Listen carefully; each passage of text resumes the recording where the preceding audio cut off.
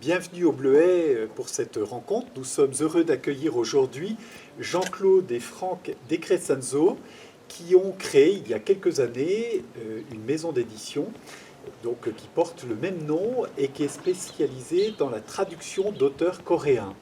Nous sommes heureux de les recevoir dans le cadre de l'opération On lirait le Sud, qui est lancée par l'association Libraire du Sud et qui va courir tout au long du mois de mai. Ainsi, vous pourrez découvrir ces livres à la librairie du Bleuet. Nous les mettrons en avant.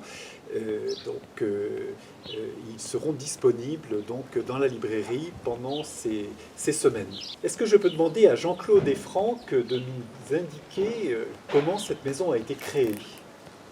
Alors c'est une histoire qui démarre à l'université d'Aix-Marseille, où j'ai créé les études coréennes il y a une vingtaine d'années à peu près.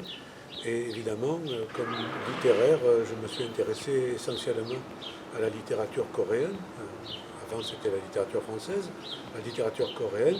Et nous avons créé avec Kim Hye-lyong, qui est à la fois mon épouse et maître de conférence à l'université Aix-Marseille, chargé de l'enseignement des langues coréennes, on a créé une revue de littérature coréenne qui s'appelle Kalmadang, qui est sur le net et aussi en librairie.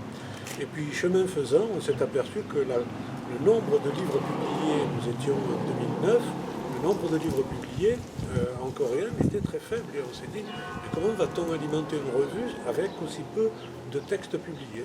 On dit, ben voilà, c'est à nous de le faire. Donc on a publié notre premier livre en 2010 ou 2011, je crois, 2011, premier livre de littérature coréenne.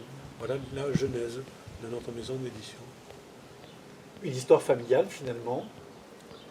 Complètement familiale, parce qu'on a démarré, ma femme, mon fils et moi, tous les trois, on s'est retroussé les manches. On a fait une étude sur à peu près 6 mois, une étude de faisabilité.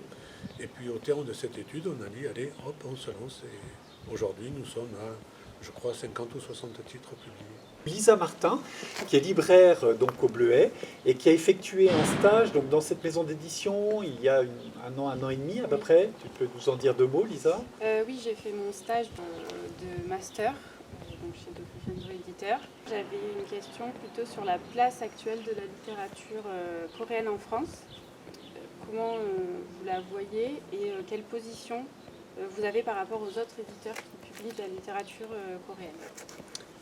C'est une littérature qui a pris son début d'essor dans les années 70-80, puis qui a connu un petit temps mort dans les années 90 avant de repartir notamment avec des livres publiés par les éditions Zulma ou par Babel chez Actes Sud ou Gallimard.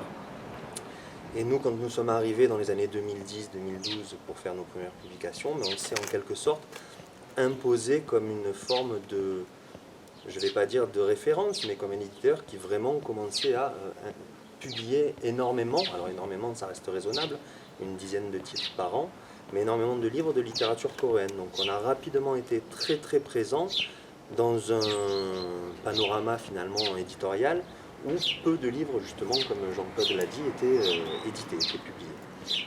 De fait, c'est une littérature qui, malgré notre arrivée, a eu encore quelques années où elle restait, je ne vais pas dire anonyme, c'est pas du tout le mot, mais elle restait quand même un peu plus discrète, par exemple, que la littérature japonaise ou chinoise, on va dire ses pendants asiatiques. Et on sent depuis 1 an et demi, 2 ans, commence à prendre un réel essor. Donc c'est une littérature qui monte, je pense que je peux le dire comme ça.